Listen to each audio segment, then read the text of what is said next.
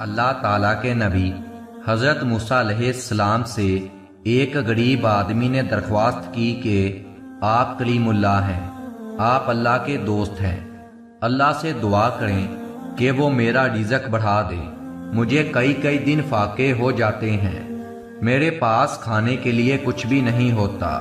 حضرت موسیٰ علیہ السلام کوہ طور پر گئے اور اللہ تعالیٰ کے سامنے اس آدمی کی درخواست پیش کی تو اللہ تعالیٰ نے بتایا کہ اس آدمی کی قسمت میں روزی بہت کم ہے، اس لیے ہمارے ہاں سے تھوڑا تھوڑا اسے روز دیا جاتا ہے تاکہ اسے آخرت تک ملتا رہے۔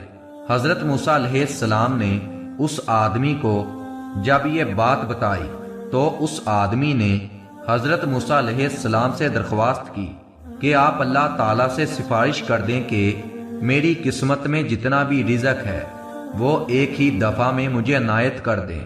حضرت موسیٰ علیہ السلام اللہ تعالیٰ سے بات چیت کرنے کے لیے گئے اور جا کر اللہ تعالیٰ سے کہا، وہ شخص یہ کہتا ہے۔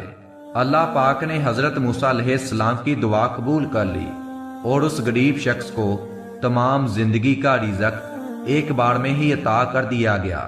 اس آدمی نے ہر قسم کی چیز اپنے سامنے منگوائی اور خوب پیٹ بھر کر کھایا۔ اس کے بعد اس نے لنگر کھانہ کھول دیا اور پورے علاقے میں اعلان کر دیا، جس شخص کے کھانے کا انتظام نہ ہو وہ ہمارے لنگر سے پیٹ بھر کر کھانا کھا سکتا ہے۔ حضرت موسیٰ علیہ السلام کو اس کی اس حرکت پر بڑا تعجب ہوا۔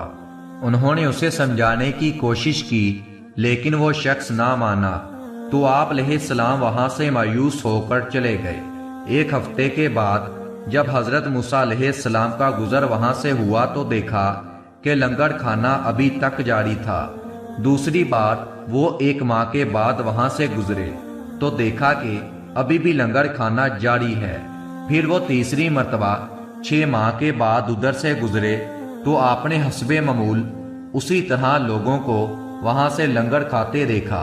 ان کا خیال تھا کہ اس غریب آدمی کی دریا دلی کی بدولت سارا رزق چند روز میں ختم ہو جائے گا، مگر لنگر کھانا تو مسلسل ابھی تک جاری تھا۔ حضرت موسیٰ علیہ السلام نے اللہ تعالیٰ سے عرض کی، یا اللہ پاک، یہ قصہ کیا ہے؟ اس کا تھوڑا سا رزق تھا، وہ ابھی بھی چل رہا ہے۔ تب اللہ پاک نے فرمایا، بے شک اس کی قسمت میں تھوڑا سا رزق تھا جو اب تک ختم ہو جانا تھا، لیکن ہمارا قانون یہ ہے کہ جو شخص ہماری راہ میں کچھ خرچ کرتا ہے تو ہم اس کا 10 گنا اس کو دنیا میں دیتے ہیں اور 90 گنا اسے آخرت میں دیتے ہیں۔ یہ شخص بھی اس قانون کے دائرے سے باہر نہیں ہے۔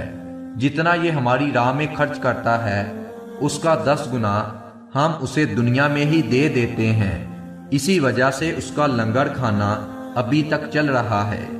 ایک بہت ہی پیارا قول سامنے آ گیا، کسی کی غلطیاں دل میں رکھنے کی بجائے درگزر کر دیا کرو، کیونکہ تم بھی تو اپنے پروردگار سے یہی امید رکھتے ہو۔